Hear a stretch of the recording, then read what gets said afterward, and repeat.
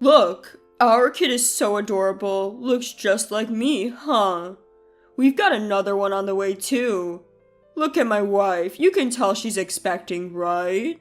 But man, it must be miserable being barren and useless, huh? Breaking up with a dud like you was the best decision I ever made. With a voice loud enough to echo through the mall, my ex-husband Scott belittled me with words like defective, barren, useless, boasting about his fertile, superior new wife. Although I received sympathetic glances from those around us, at that moment I couldn't care less. With a sigh, I started to share a major fact he was unaware of. Don't you know? My name is Alyssa. I'm a 34-year-old housewife. Scott, my ex-husband, is a 36-year-old office worker, 2 years older than me. I met Scott at a social gathering through mutual friends. Scott is very outgoing, the complete opposite of me. Scott was the one who reached out to me, who was being shy at the gathering. At first, I could only have awkward conversations and I was always in the corner, but thanks to Scott's outgoing personality, I was easily welcomed into the group. You should have more confidence in yourself, Alyssa. It's a waste. You're so cute, he would say, casually walking beside me on our way home from drinking parties. I started to have a soft spot for Scott, who was upfront but somehow adorable. Afterwards, we started to see each other more. Our relationship progressed, and we ended up living together and getting married. Loved by my kind husband, our married life was smooth sailing. But even though we were a close couple, we were not able to have children. Therefore, we, who both wanted a child, decided to undergo fertility treatment. Or rather, I decided to undergo fertility treatment. Scott was really kind. He was supportive throughout my fertility treatment. It's okay, I'm here. Even if we can't have children, I'll always be by your side, Alyssa. Scott, I'm sorry. It's not your fault, Alyssa. You don't have to bear it all by yourself. Let's take our time. At this point, I didn't even think, why just me? And was simply filled with guilt. 3 years had passed since we started the fertility treatment, but there was no sign of us having children. Initially, kind Scott started subtly showing his irritation about not having children. One day, when I told Scott about my cycle and tried to initiate having sex, he said, "I'm tired," and turned his back to me and fell asleep. Since then, he has been making excuses and turning me away. Without even trying, we could not even confirm whether we could get pregnant. And we were facing a crisis in our relationship even before I could get pregnant. Our conversations as a couple also gradually decreased. But Scott started a conversation with me in a cheerful tone for the first time in a long time. I saw my colleague's child the other day, and he was so cute. Whether he knew my feelings or not, he started talking about his colleague's child. Oh, really? I wonder when I can see my own child. Scott would make sarcastic remarks and blame me like a mother-in-law. Yeah, but recently we haven't been doing anything, so I don't think I have any better chance of conceiving. While feeling guilty, I hesitantly talked back to Scott, but he quickly retorted, "What? I'm just tired from work. If it was another woman, it would have been done without being forced, haha. Don't you think you failed as a woman if you can't have children? Try putting yourself in my shoes." I could only stay silent. My heart started to break little by little, and I became afraid to even talk to Scott. A week later, I finished the examination and treatment at the hospital as usual and went home. I decided that this was the last, and when Scott came home, I spoke to him. "Can I talk to you for a moment?" "What's up?" The doctor at the hospital said it would be good if you also got checked. So would you like to go together? What? You think there's a problem with me? There's no way. But I heard that there aren't many husbands who never get tested. So can you do it? Even when I muster up my courage and ask again. Are you kidding me? I've been dealing with you who lacks charm as a woman. What more cooperation do you need? Trying to blame me because you can't have children. You're the worst. I just want my own child. It doesn't have to be with you. Do you get it? Scott criticized me as if saying that I, who cannot have a child, am useless. As a wife, as a woman, I was deemed as a failure. I was at a loss for words from the shock. Housework, fertility treatment, it was not all for me. I had sacrificed a lot for the sake of my existing family and the family of the future, but when he told me that I lack charm as a woman, my patience, which I had somehow kept up, finally reached its limit. A few days later, Scott casually revealed that he was actually cheating on me. The other girl is pregnant, and to be honest, there's nothing happening with you, so I'll go with her. Moreover, it seems that his mistress was a college student and she was pregnant. Any man would choose to be with a partner that can bear his child. Without any shame, and rather speaking down to me, it was frankly infuriating, but thinking back to those words, it felt like he was declaring his affair, and somehow it made sense, so I easily signed the divorce papers that Scott had filled out on the table, and submitted it to the city hall the next day. The divorce was due to infidelity, so I could have claimed damages, but I was still not satisfied with the child issue. I consulted with a lawyer and arranged not to claim damages in exchange for Scott undergoing a fertility test, and decided on getting back at him. A few days later, I reported my decision to my parents at home. Far from being upset, I was more angry and regretted not breaking up with Scott sooner. My time with him was a waste, and my friends encouraged me to make a fresh start. 2 years after the divorce, I ran into my ex-husband, Scott, while shopping at a mall. Scott was with his new wife, a former college student, and their child. Our homes weren't too far apart, and since we live in the countryside, it was expected that we might bump into each other at the mall. Oh, long time no see. You still doing all right? Hi. Scott greeted me with a smirk and a condescending attitude, unbecoming of a man who had run off on his wife. Look, our kid is so adorable. Looks just like me, huh? We've got another one on the way too. Look at my wife. You can tell she's expecting, right? But man, it must be miserable being barren and useless, huh? Breaking up with a dud like you was the best decision I ever made.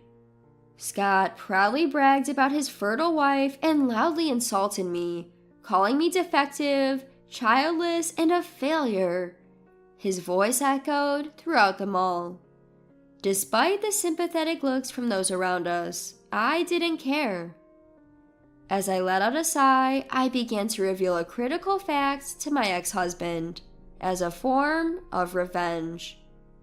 Well, it's nice that you remarried a wonderful woman and even have a child.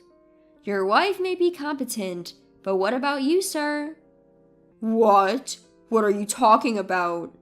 Don't you remember? You took a fertility test in place of damages? The test results came back. And Scott, it turns out you should have been the one getting fertility treatment. I was just fine and fertile. That's a lie, right? It's some kind of joke, isn't it? Scott, who had always thought he was fertile, was clearly disturbed. It's true. As I told him this, I calmly whispered into his flustered ear. If you think it's a lie, why don't you do a DNA test on your child? Best of luck building a happy family. Scott, panicking, hurriedly left me and confronted his wife.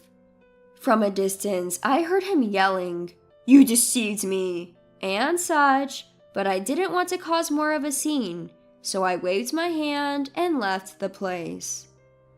My heart, which had been clouded for a while after the divorce, felt instantly clear. According to what I heard later, it seemed that the child his wife had given birth to, and the one she was currently pregnant with, were not Scott's. His wife had a main partner, and both children were from that man. However, desiring financial stability, she had chosen to marry Scott without love. Once it was discovered that the children weren't his, Scott was furious and their marriage deteriorated. The wife, who had never loved Scott, effortlessly switched over to the real father of her children. Scott, who was quickly discarded and became lonely, called me almost every day, saying things like, "You're the only one I love. I was just dazzled by a younger woman, but I'm sober now," and requested to remarry me. The fact that he had abandoned me when I needed him most was an undeniable truth. There's no way such words could easily overturn that. I was dumbfounded and blocked his number on my phone. As for me, I had already remarried to a new husband and was blessed with our first child, living a smooth sailing married life at the time of the incident at the mall. I had known my new husband from the time before we were married, as he was from a client company I had been serving at my previous job. We first met in person at a dinner party, but I had been talking to him over the phone a lot for work, so it didn't feel like we were meeting for the first time. Although we had kept in touch, he didn't contact me after I decided to leave my job, and we gradually lost touch. One day, I ran into him in town after several years.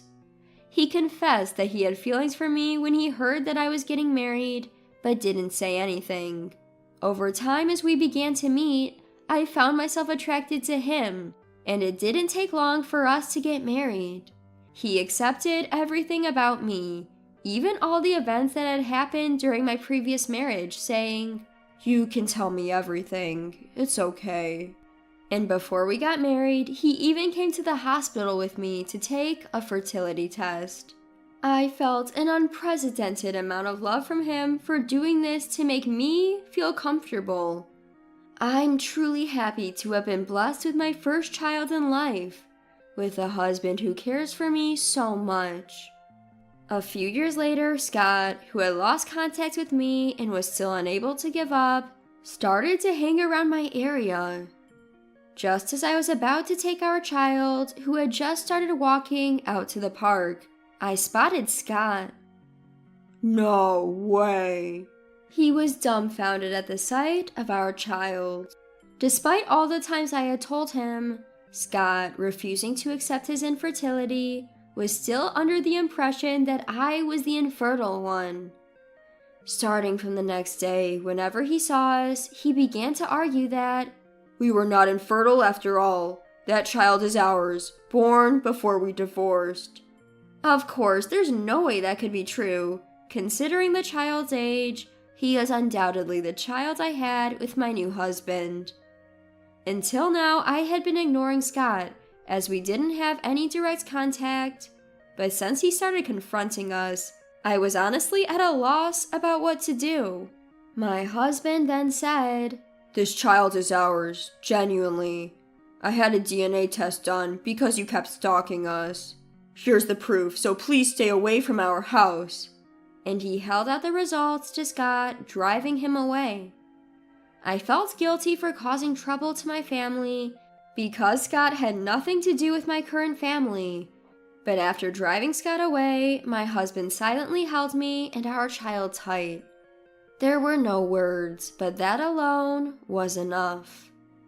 Once our child started attending daycare, perhaps because Scott couldn't get near our house, he started lurking around the daycare when my husband wasn't around.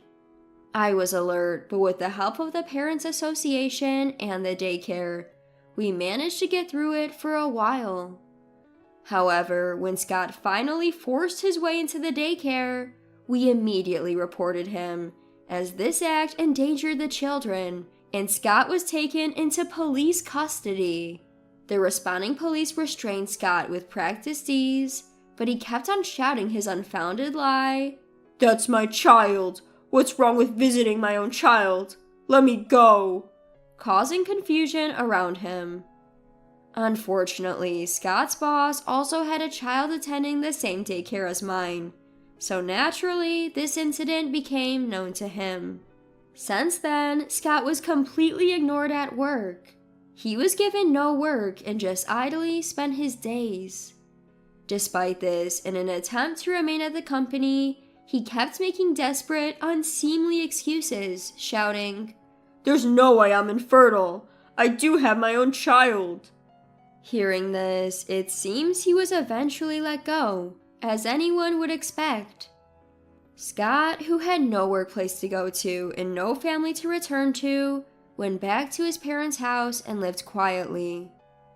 However, the neighbors began to spread rumors about the man-child with no children, and it became widely known that he had been involved in a police matter, and he was looked down upon. Without a job and unable to have children, finding a new bride surely wouldn't be easy. The label of being childless was like a boomerang, coming back to deeply pure Scott, leaving a large scar. His parents seemed to keep him confined in their home, perhaps out of concern for the neighbors. There was no longer any possibility of him having a child. As for our family, we breathed a sigh of relief, knowing that Scott was confined at home. Since then, we've been living blissfully, surrounded by my loving husband and child. Children keep parents together, and I firmly believe that no matter what happens to us, our child will keep us connected.